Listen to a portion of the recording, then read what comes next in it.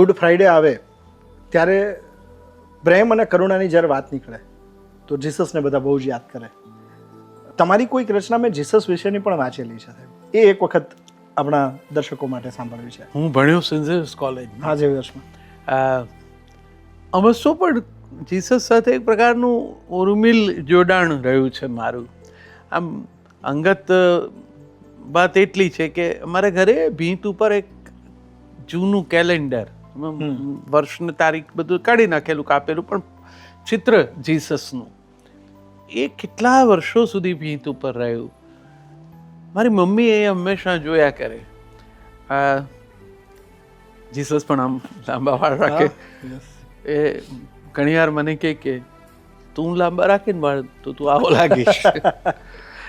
એટલે મને એ પરમ તત્વનું એ સ્વરૂપ એ રીતે પણ બહુ ગમ્યું કે કેટલી જાત ઉપર પીડા વેઠીને પણ આટલી બધી કરુણા.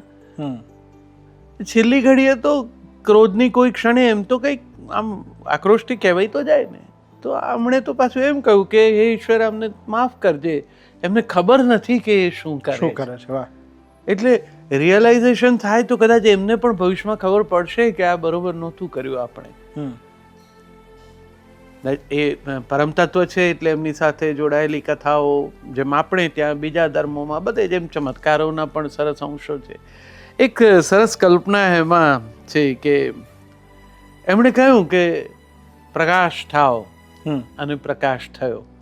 બાઇબલમાં સુંદર રીતે વ્યક્ત થયું છે ઉક્તિ, મેં એ ત્યાંથી લીધી. તમે કહ્યું કે પ્રકાશ થાઓ, રેલ્યો તે દી પ્રકાશ. તમે કહ્યું કે પ્રકાશ થાઓ, રેલ્યો તે દી પ્રકાશ.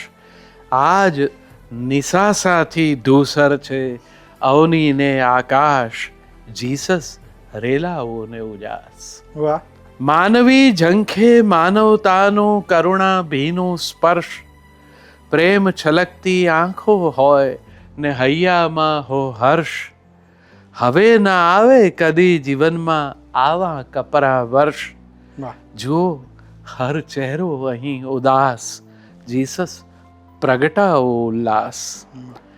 ને અમે તમારે શરણે આવ્યા ખંભે મૂકી ક્રોસ. દરેકે પોતાનો ક્રોસ પોતે જ ઉપાડવાનો છે. અમે તમારે શરણે આવ્યા ખંભે મૂકી ક્રોસ. અમે કર્યું જે એનો અમને હવે થાય અફસોસ.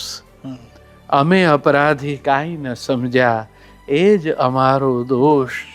પિતાના હૈયે શિશુનો વાસ, જીસસ લેજો તમારી પાસ. ને ફરી ઉઠે ફૂલોથી શોભી માનવ જીવન ઉપવન. ફરી ઉઠે ફૂલોથી શોભી માનવ જીવન ઉપવન. કૃપા કરો હે કરુણા સિંધુ, સ્વસ્થ રહે આ તનમન. પરમ પિતાના પુત્રને આજે કરે પ્રાર્થના જન જન.